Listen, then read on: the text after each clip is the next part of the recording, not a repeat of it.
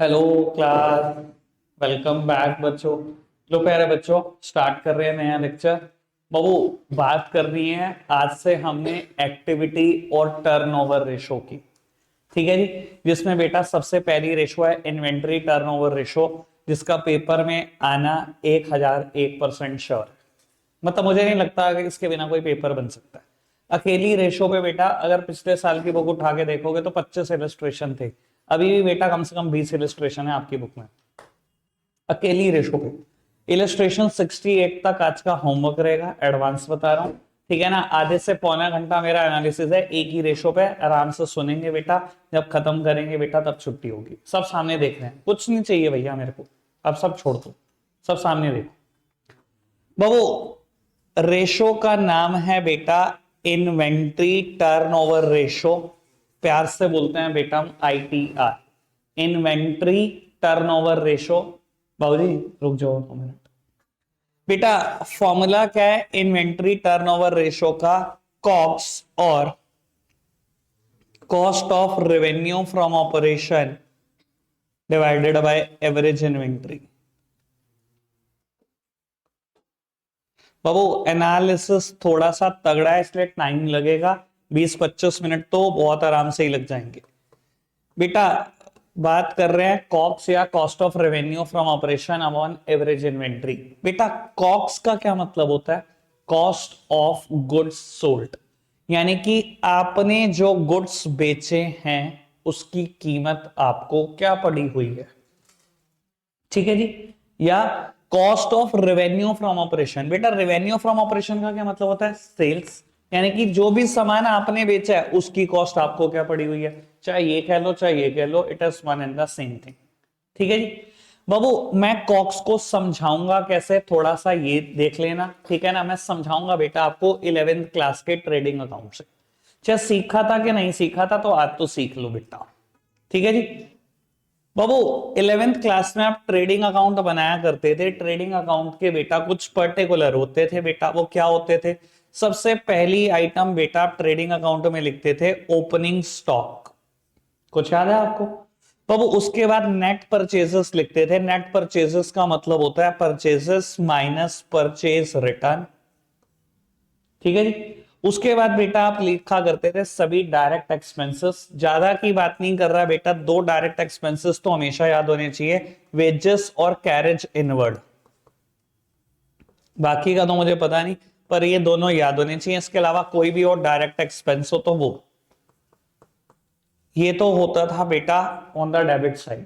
ठीक है जी। Credit side बेटा नेट सेल्स, मतलब सेल्स माइनस सेल्स रिटर्न, और बेटा by closing stock.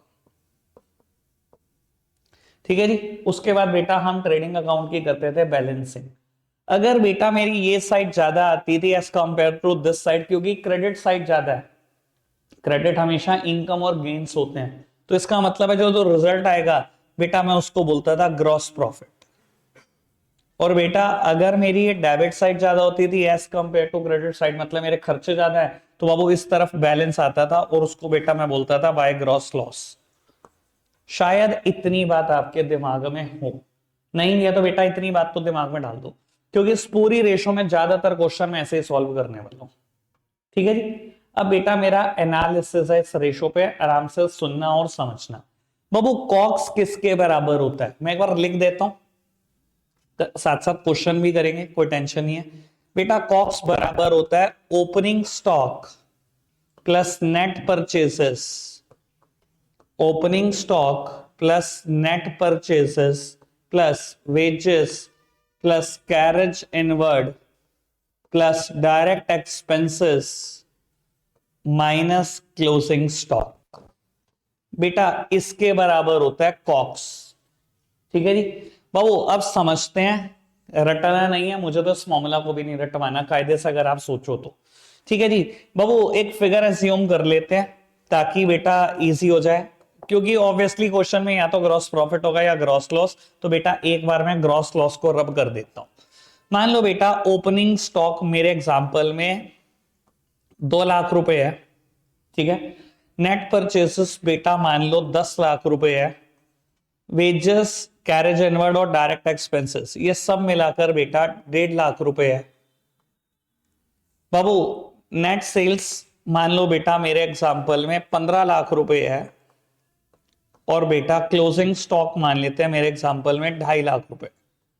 Babu balancing करते हैं एक बार, 15 लाख और 2.5 lakh 17.5 lakh. 17.5 lakh is the highest total, मैंने दोनों तरफ लिख दिया 17.5 लाख रुपए। जीपी कितना कैलकुलेट हुआ बाबू, 12 और 1.5 13.5, यानी कि 4 लाख रुपए का ग्रॉस प्रॉफिट आ गया। कोई दिक्कत कोई परेशानी तो नहीं है चीज में? अब रीडिंग सीखना आराम से। बाबू आप समझते हो बेटा डायरेक्ट एक्सपेंसेस क्या होते हैं, या कैरेज एंड वर्डी वेजेस क्या होता है? डायरेक्ट एक्सपेंसेस की कभी कोई डेफिनेशन पढ़ी है आपने 11वीं क्लास में? बाबू मुझे नहीं पता क्या पढ़ के आते हो, लेकिन ट्रेडिंग अकाउंट में दिखाए जाने वाले खर्चों को हम डायरेक्ट एक्सपेंसेस बोलते हैं। ये खर्चे बेटा या तो परचेज से रिलेट करते हैं या गुड्स की मैन्युफैक्चरिंग से। और जो प्रॉफिट एंड लॉस अकाउंट में आप खर्चे दिखाते हो वो बेटा सेल्स से रिलेट करते हैं, उन्हें हम इनडायरेक्ट एक्सपेंसेस भी बोला करते थे। ठीक है जी, अब सुनना जरा बेटा, अब मैं समझा रहा हूं, यही फिगर्स ले रहा हूं बेटा और समझाने की कोशिश करता हूं कॉक्स क्या है। बाबू जब साल शुरू हुआ तो मेरे पास 2 लाख रुपए के स्टॉक थे। देख पा रहे हो आप, ओपनिंग स्टॉक में लिखा हुआ है 2 लाख। जब साल शुरू हुआ मेरे पास कितने का स्टॉक था? 2 लाख रुपए का। मैंने और कितने का सामान खरीद लिया? 10 लाख। कितने का हो गया सामान मेरे पास? 2 का पहले था, 10 का और आ गया, 12 का। उस सामान खरीदने में मैंने 1.5 लाख रुपए का खर्चा कर दिया, यानी कि सामान की कीमत मुझे कितनी पड़ी हुई है बेटा? 10 का नहीं, मुझे सामान 11.5 का पड़ा। ठीक है जी, तो 2 लाख का सामान पहले था, 11.5 का और आ गया, मतलब 13.5। फटाफट बताओ यार, इतने तो बहुत तुम दिमाग में भी डालो ना। 2 लाख रुपए का सामान था, साल शुरू हुआ, 10 का खरीदा, 1.5 का खर्चा किया, मतलब 11.5 का ही तो पड़ा मेरे को, यानी कि सामान टोटल मेरे पास 13.5 का हो गया। जब साल खत्म हुआ तो मेरे पास स्टॉक कितने का था? 2.5 का। बाबू 13.5 का सामान होना चाहिए, बचा कितने का? 2.5 का। आपको नहीं लगता कि 11 लाख का सामान बिक गया? वो गुड्स जिसकी कीमत मुझे 11 लाख रुपए पड़ी हुई है वो बिक गया। कॉस्ट ऑफ गुड्स सोल्ड, मुझे सामान की कीमत पड़ी हुई थी 13.5 लाख। 13.5 लाख में से आखिरी में 2.5 का ही बचा, मतलब 11 का बिक गया ना। वो बात अलग है कि 11 लाख का स्टॉक मैंने बेचा ही 15 लाख में है, सेल्स मेरी 15 लाख की है, पर उस सामान की कीमत मुझे एक्चुअली में 11 लाख पड़ी थी। और ऐसा ही होता है बेटा, 11 लाख की पड़ी थी तो 11 में थोड़ी बेच दूंगा, कुछ कमा के बेचूंगा, मैंने 15 में बेचा, पर कीमत मुझे कितनी पड़ी थी कोई मुझसे पूछे तो 11 ही तो पड़ी हुई थी। अब कोई कहे बेटा इसका फॉर्मूला रटना होता है, भैया कोई कुछ भी कहे, मैंने आपको समझाई ना बात, वही लिखी हुई है।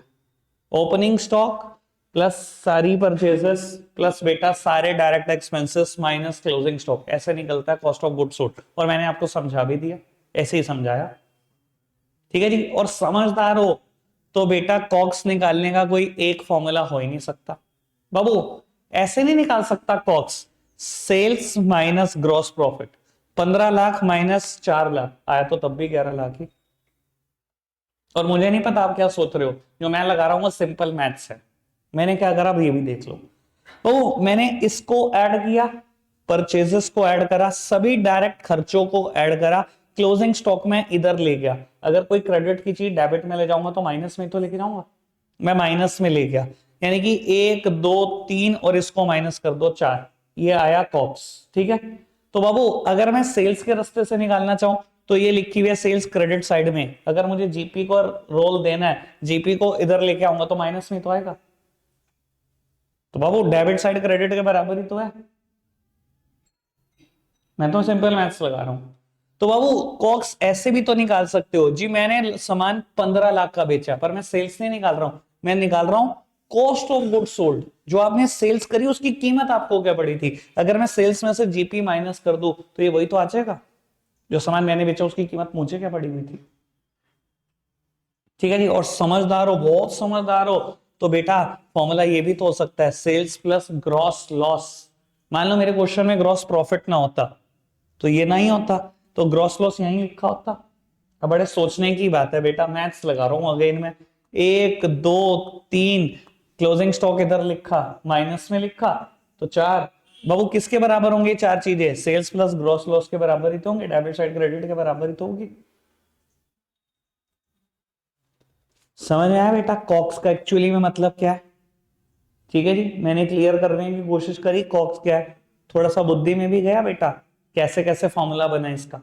ठीक है जी, दो तीन बातें और सुन लो बाबू। अगर किसी क्वेश्चन में, अगर किसी भी क्वेश्चन में आपको SPL as per companies act given होगा, एज पर कंपनीज एक्ट वही है revenue from operation other income CPC EFDO खर्चों की कैटेगरी, अगर एसपीएल ऐसे गिवन है तो ध्यान रखना वहां आप ये फॉर्मूला इंप्लीमेंट कर नहीं पाओगे।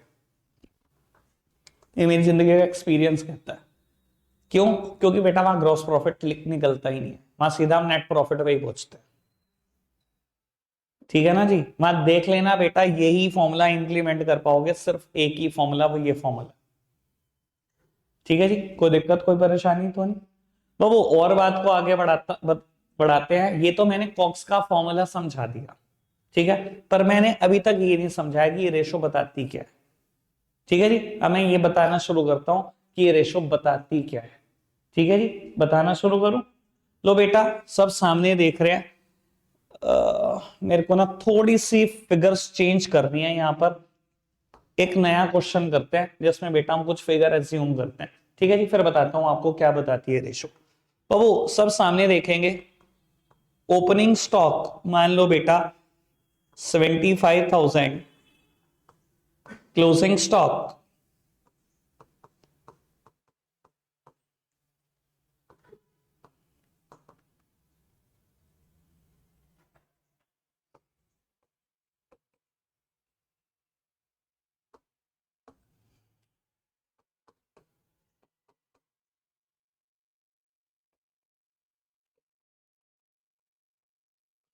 मान लो बेटा ये क्वेश्चन है और क्वेश्चन आपसे कहता है कैलकुलेट इन्वेंट्री टर्नओवर रेशो। निकालने का इन्वेंट्री टर्नओवर रेशो, समझे क्या बताती है रेशो?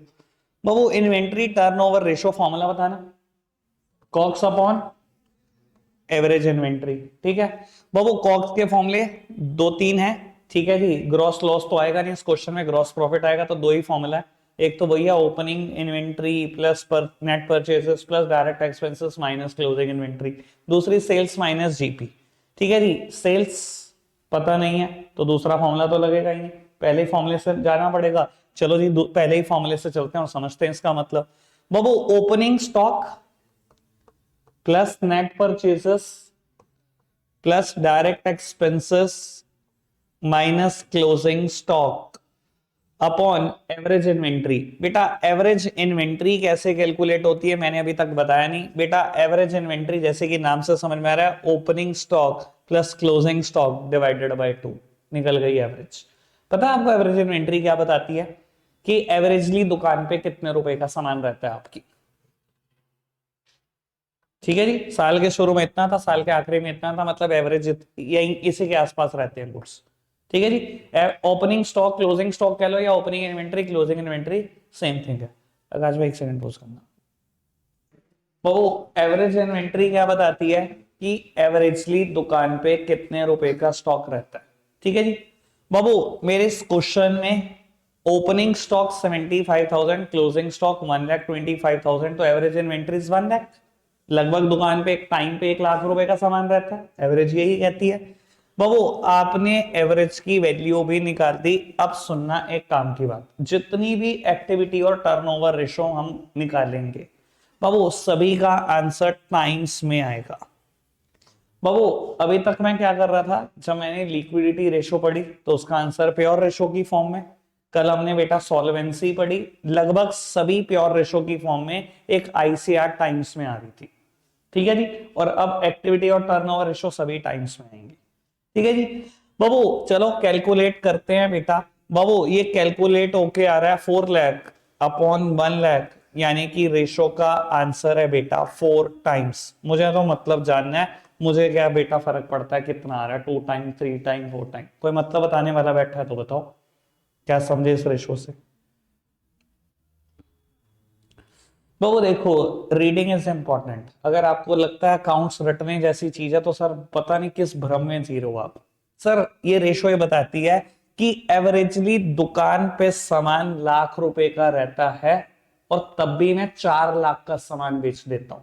यानी कि इस लाख रुपए को सामान मैं लाया, फिर बिक गया, फिर लाख का लाया, फिर बिक गया, फिर लाख का लाया, फिर बिक गया, और फिर लाया, फिर बिक गया। यानी कि मैंने इस 1 लाख से 4 लाख का सामान बेच दिया। मेरी दुकान पे कुर्सियां रहती हैं, कभी भी 1 लाख से ज्यादा नहीं मिलेंगी, तब भी मैंने 4 लाख के सामान बेचा। यानी कि 4 बार कन्वर्ट कर दिया ना उस इन्वेंट्री को आपने सेल्स में। Sir reading is important. समझ में आई बेटा ये बात जो मैंने बोली? पक्का से मान लो चेयर रखते हो दुकान पे तो एक बारी में 1 लाख से ज्यादा नहीं मिलेंगी। कोई आ जाए ना सारी खरीदने वाला तो टोटल करोगे 1 लाख की इन्वेंट्री है, पर मैं कितने का सामान बेच देता हूं तब भी 4 लाख का बेच देता हूं। यानी कि 4 बार कन्वर्ट कर देता हूं मैं उस इन्वेंट्री को सेल्स में।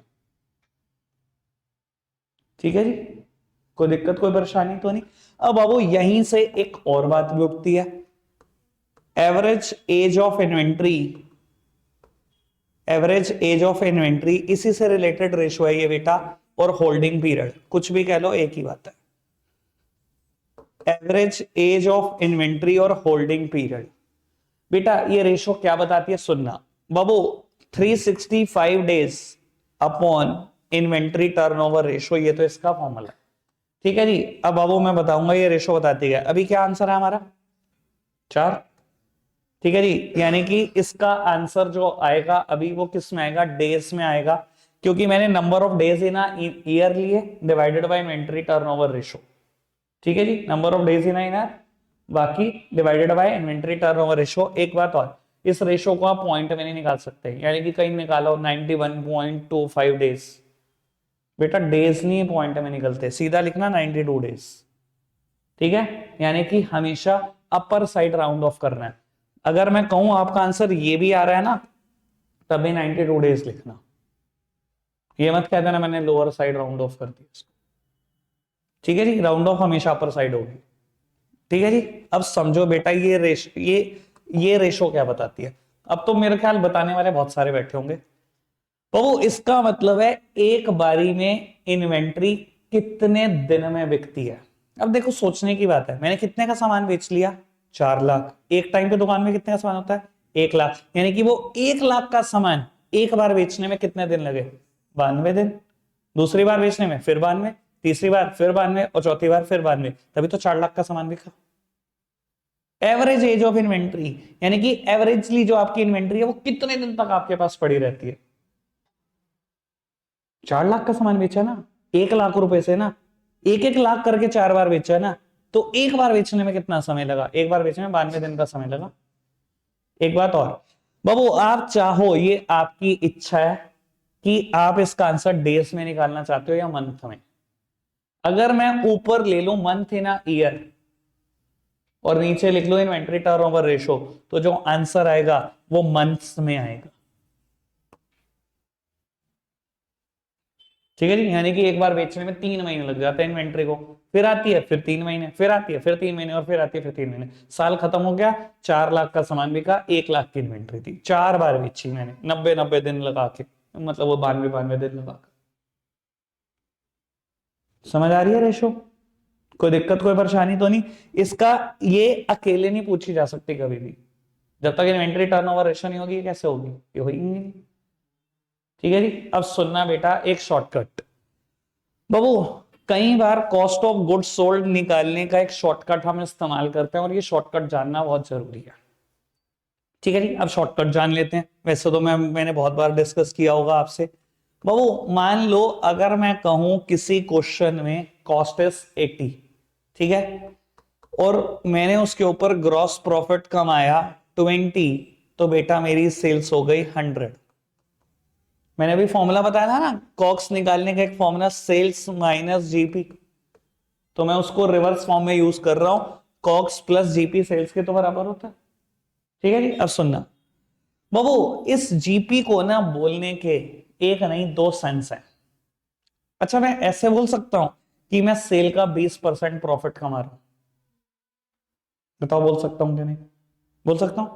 अच्छा मैं ऐसे नहीं बोल सकता कि मैं कॉस्ट का 25% मुनाफा कमा रहा हूं, कॉस्ट का 25% जीपी कमा रहा हूं, ऐसे भी तो बोल सकता हूं। कॉस्ट का 25% कमा रहा हूं या सेल्स का 20%, दोनों ही बोल सकता हूं ना, बोल सकता हूं ना दोनों तरीके से।